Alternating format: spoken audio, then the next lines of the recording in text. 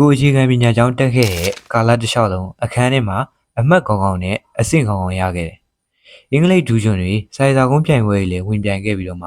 ယဉ်ကျေးမှုသင်တန်းတွေမှာလည်းစုတစိတ်တွေရခဲ့တယ်။ဒါပေမဲ့ကိုကစာရေးကိုအသေးချေလုပ်နေတဲ့စာချဖို့တယောက်တော့မဟုတ်ပါဘူး။ဆောင်းဝဲတွေမှာလည်းစိတ်ဖိစီးမှုမရှိဘဲနဲ့ချောချောမှုတွေပဲဖြတ်တန်းခဲ့တယ်။မိဘတွေနဲ့ဆိုတော့ဘာအပူပင်မှမရှိဘဲနဲ့စာလို့ဆရာရှိတာလုပ်မယ်ပျော်စရာရှိတာပြောမယ်ပေါ့။ဒီချိန်တွေကကိုယ့်ရဲ့ prime time လို့တောင်ပြောရမယ်။ဒါတွေကိုခဏထားပါဒီဗီဒီယိုရဲ့အဓိကအကြောင်းကိုပဲတွားကြတာပေါ့။ကျောင်းသားတော်တော်များများကအဆင့်ကောင်းကောင်းရဖို့ဆိုရင်စာအုပ်အချိန်ပြည့်လုပ်နေရမယ်။ဘဝရဲ့တခြားကဏ္ဍတွေဖြစ်တဲ့ကျန်းမာရေးကိုဝါသနာပါတဲ့အရာတွေကိုလစ်လျူရှုပြီးတော့စာမစာပဲလုပ်နေရမယ်လို့ထင်နေကြပါတယ်။ကိုကတော့ကျောင်းတက်ရင်နဲ့ကျန်းမာရေးနဲ့ညီညွတ်အောင်လည်းနေတယ်။ကိုစိတ်ဝင်စားတဲ့အရာတွေကိုလည်းလုပ်ဖြစ်တယ်။ကိုမိဘတွေကတော့ကိုကိုစာလုပ်နေတာမတွေ့လို့ဆိုပြီးတော့စူကြပါတယ်။ဒီနေရာမှာနားလဲစီချင်တာ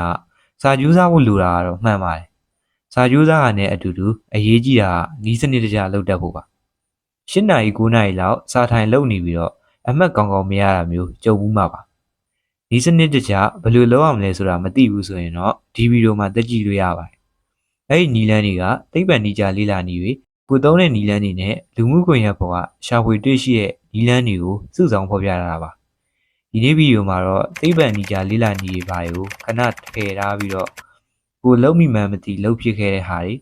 ေလှုပ်ခဲ့တဲ့နီးတွေထဲမှာအလုပ်ဖြစ်ခဲ့တဲ့နီးတွေအလုံးမဖြစ်ခဲ့တဲ့နီးတွေကိုပြောပြပေးသွားမှာပါလွန်ခဲ့တဲ့၈နှစ်ကို၄တန်းလောက်ဆိုရင်ကိုယ့်ရဲ့စာချက်ချိန်တွေကိုအမေရပဲတေချာကြက်မှတ်ပြီးတယ်ဒီနေ့စာဒီနေ့ကိုပုံမှန်လုပ်ခိုင်းတယ်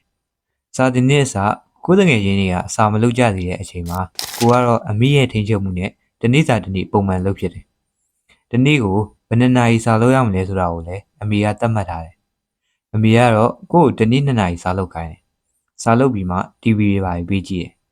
တယ်ဒီထဲမှာအမေကိုယ့်ကိုလောက်ခိုင်းနေရှိတဲ့အကျင့်လေးတစ်ခုရှိတယ်အဲ့ဒါကတော့ကျက်စာတွေကိုခြာရေးခိုင်းတာပါမင်းတို့ကိုလိုចောင်းသားရေးဆိုတာကစာရေးရမှာတော်တော်လေးပြင်းကြတယ်အထူးသဖြင့်ကျက်စာတွေကိုခြာရေးရမှာပေါ့အမေကတော့မရဘူး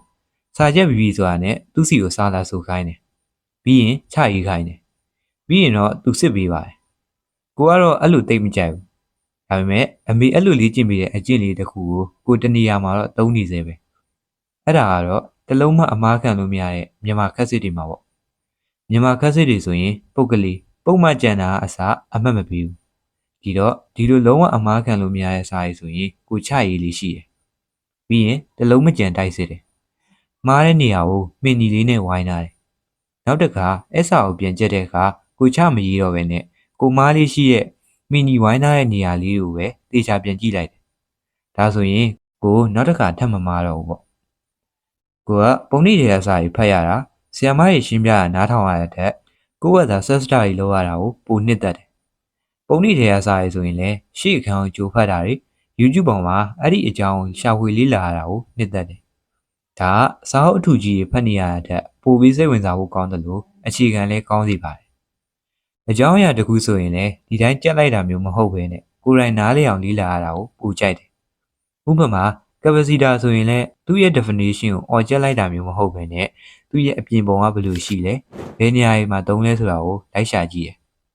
။ differentiate ဆိုရင်လည်းသူများရဲ့လိုဒီတိုင်း formula ကြက်ပြီးရှိတ်တာမျိုးမဟုတ်ဘဲနဲ့တကယ်ရှိတ်တယ်ဆိုတာကဘာလဲပြင်ပလောကမှာဘယ်လိုအသုံးချလို့ရမလဲဆိုတာကိုအရင်ရှာကြည့်တယ်။ဘယ်လိုအသုံးချရမလဲမသိဘဲနဲ့စာရေးတက်တက်လေ့လာနေရတာကိုယ့်အတွက်တော့ပြင်းစရာကောင်းတယ်လို့မြင်တယ်။နောက်ပြီးတော့သင်္ချာတို့ physics တို့လိုတွက်စာရည်နဲ့ပတ်သက်တဲ့အခါကိုကပုံနှိပ်ထဲကလေ့ကျင့်ခန်းတွေကိုခဏခဏပြန်တွက်လို့မရှိဘူး။မိခွန်းအသစ်တွေဉာဏ်သမ်းမိခွန်းတွေကိုလိုက်ရှာတွက်တယ်။ဒါနဲ့ရပုံစံတွေတို့မိခွန်းဟောင်းတဲ့ပုံစံမျိုးတွေပေါ့။ပြီးတော့ဒီနေ့ခေတ်က AI ခေတ်ဖြစ်လာပြီဆိုတော့ AI ကိုမိခွန်းအသစ်လေးတွေမိခိုင်းတယ်။ပြီးရင်ကိုယ်တိုင်ဖြည့်ရှင်းကြည့်တယ်။ပြီးတော့ AI ရဲ့ဖြည့်ရှင်းပုံနဲ့တိုက်ကြည့်ပြီးတော့မှားတဲ့နေရာတွေကိုပြန်လေ့လာတယ်။ဒီလိုလုပ်တဲ့အခါကိုရီးယား problem solving skill ကပိုကောင်းလာတာပေါ့ဒါမှဆောင်းဝဲမှာမိခွန်းလှည့်တာတွေကဏ္ဍပြောင်းတာတွေကိုအေးအေးဆေးဆေးဖြတ်ကျော်နိုင်မှာပါနောက်ပြီးတော့ကိုသိတာတဲ့ဟာတွေကိုလည်းတငယ်ချင်းတွေကိုနားလည်အောင်ပြန်ရှင်းပြတယ်ကိုလုံးဝမလုပ်တဲ့အချက်တစ်ချက်ကတော့စာအုပ်အချိန်ပြည့်ကျက်နေတာပါ9နာရီလောက်စာထိုင်ကျက်နေပြီမဲ့အုံနောက်ကဘာမှလက်မခံနိုင်တဲ့အခါ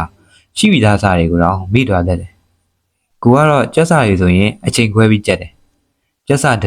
ွက်စာတလဲလုပ်တယ်ကိုစာကြက်ရင်လည်းမနှက်ခင်လို့အေးချမ်းတဲ့အချိန်မှာပဲကြက်တယ် နေခင်လိုခေါင်းမှုနေတဲ့အချိန်မှာစာကြက်မယ်ဆိုရင်ခေါင်းကပူထူနေတဲ့အတွက်စားအုံနောက်တွေကိုလွယ်လွယ်နဲ့မဝင်တော့ဘူးနောက်ထပ်ကိုလုံးဝမလုပ်တဲ့အချက်ကတော့စာအုပ်အတန်ပြင်းနဲ့အော်ချက်တာပါကိုယ်တိုင်လည်းမကြက်တယ်လို့ကို့အနာမှာလက်ကျက်ရင်လည်းစိတ်နှောက်ယှက်ဖြစ်ပါတယ်